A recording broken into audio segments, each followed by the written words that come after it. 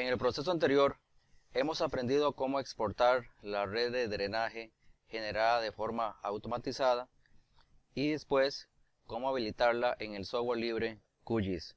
Además, hemos realizado algunos ejercicios adicionales en esta plataforma QGIS para verificar la información que presenta en la tabla de atributos, como por ejemplo, clasificar el mapa en orden de Strahler y orden de Horton. Un tema por supuesto vital es cómo delimitar una cuenca o subcuenca, y esto lo vamos a definir a partir de un punto de desagüe, conociendo por supuesto el término de lo que significa una cuenca o subcuenca.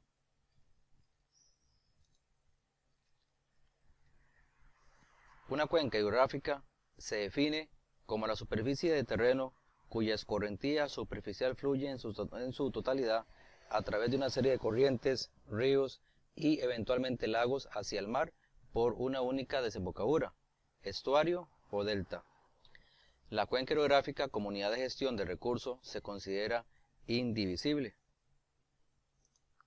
Ahora bien, cada cuenca a su vez se divide en subcuencas, definiéndose estas como la superficie del terreno cuya escorrentía superficial fluye en su totalidad a través de una serie de corrientes, ríos y eventualmente lagos hacia un determinado punto de un curso de agua, generalmente un lago o una confluencia de ríos. Estas definiciones están dadas por miteco.gov.es. De hecho, a nivel topográfico en una cuenca podemos distinguir diversos tipos de relieve. Por ejemplo, relieve de la vertiente. Como observamos acá, es la diferencia de elevación entre el punto más alto o línea de cumbre de las montañas y el punto donde empiezan a surgir los primeros canales. También tenemos el tipo de relieve de tributario, el cual se ejemplifica acá, el cual es la disminución de la elevación a lo largo de los tributarios. Por último, tenemos el relieve del canal principal. Aquí lo tenemos. El cual es la disminución de la elevación entre la cabecera, o sea, el tributario más alto, que en nuestro caso sería este, de forma hipotética, y la desembocadura final del canal.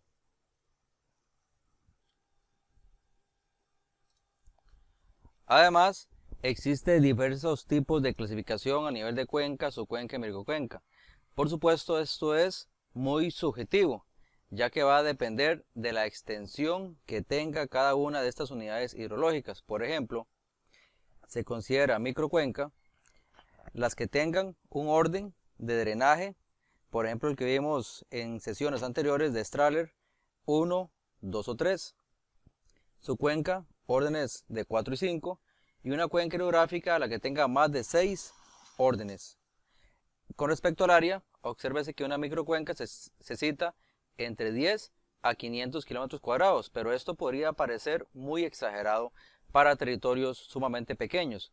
Por lo tanto, puedes asumir y tomar tus propios criterios a la hora de segmentar a nivel hidrológico, y presentamos este pequeño cuadro de clasificación solamente de manera referencial, ya que como se indica aquí, esta clasificación es relativa y puede no aplicarse a ciertas condiciones de regiones donde los rasgos de las unidades son muy variables en magnitud, por lo tanto, en tamaño. Y esto se deja a criterios de los especialistas, quienes de acuerdo a la complejidad, detalles requeridos e importancia, pueden distinguir qué significa una cuenca, grande o pequeña, o qué considera una subcuenca o microcuenca. Lo primero que tenemos que hacer para establecer de forma automatizada la cuenca hidrográfica es definir un punto de aforo, o sea, un punto en el cual todas las aguas discurren a un mismo lugar, y a partir de ese punto de aforo se va a segmentar lo que es la cuenca hidrográfica. Para ello, vamos a usar el mapa de acumulación de flujo.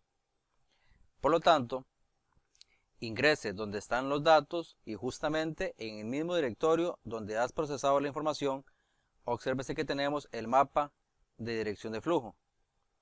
Por lo tanto, dé doble clic a este mapa. se indica que el mapa ya está abierto en otra ventana. Si así es, podemos decirle que no y buscar esa ventana, o si no, de igual manera decirle que sí, que lo vuelva a abrir en una ventana. Damos clic a OK. Y aquí tenemos el mapa, por ejemplo, de dirección o de acumulación de flujo. Una vez que hemos abierto este mapa, para definir el punto de desagüe, que posiblemente lo vamos a establecer, por ejemplo, por acá, vamos a agregar también una capa, la que corresponde a la red de drenaje. Ingrese a Layers, añadir Layers. Y aquí tiene la capa que ha generado, por ejemplo, de líneas, drenaje orden. Proceda a agregar esta capa.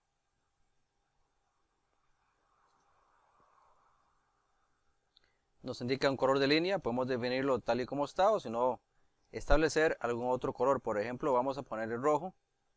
Si lo desea, puede ponerle un grosor mayor y damos clic a OK. Muy bien. Aquí podemos observar lo que es la red hídrica de esta cuenca, por ejemplo, o de este sistema de drenaje. Si observamos acá, se delimita perfectamente una cuenca. Vamos a minimizarlo con el botón del mouse, o si no acá, con reducir. Excelente. Detalle es que acá podemos delimitar esta cuenca. Si este es el caso, observemos que viene por aquí, se traza por acá y podemos definir este segmento. Entonces, vamos a realizar una ampliación en este sector para definir el punto de aforo o punto de desagüe.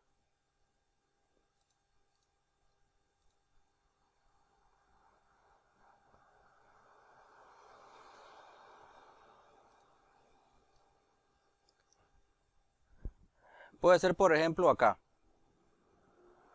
Entonces, para definir este punto realizamos lo siguiente. Vamos a File, Crear, Point Map.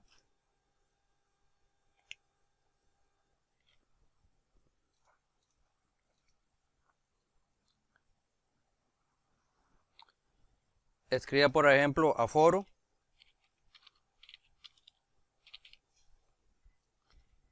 Y de clic ahora a OK. Obsérvese que se abre este otro menú acá. Entonces, aquí aparece un lápiz que dice modo de inserción. Entonces, dé clic al lápiz. Por ejemplo, establezca el punto de aforo en este sector. Por ejemplo, acá. Si lo desea, puede ponerle aquí un valor. Por ejemplo, el punto de aforo 1. Damos un clic aquí afuera y obsérvese que aquí dice salvar. Entonces vamos a dar clic a salvar este punto. Excelente, ya el punto de aforo ha sido guardado y vamos a cerrar esta ventana.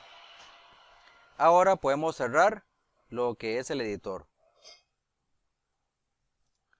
Obsérvese que el punto de aforo ya ha sido almacenado acá. Vamos a remover esta capa que no tiene por qué estar acá. En su caso debes tener solamente lo que se presenta en pantalla. Seguidamente vamos a analizar cómo podemos extraer la cuenca de forma automática con respecto a este punto de aforo.